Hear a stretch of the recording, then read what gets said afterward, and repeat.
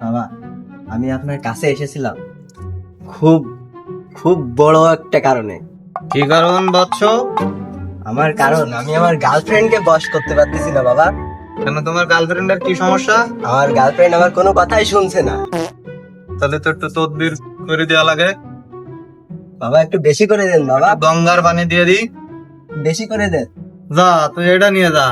ঠিক আছে বাবা। এটা দেওয়া যাবে না, এটার দাম বেশি। তাহলে আমি নিয়ে গেলাম বাবা।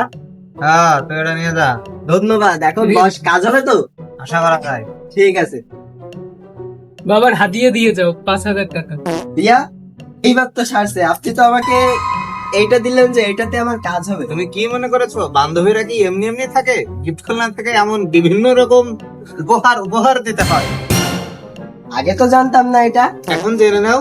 ধন্যবাদ বাবা আমাকে জানিয়ে দেওয়ার জন্য। ঠিক আছে, পকেট থেকে টাকাটা বের করে এর নিচে গাটিতে গুজে দিয়ে যাও আস্তে করে। ওম।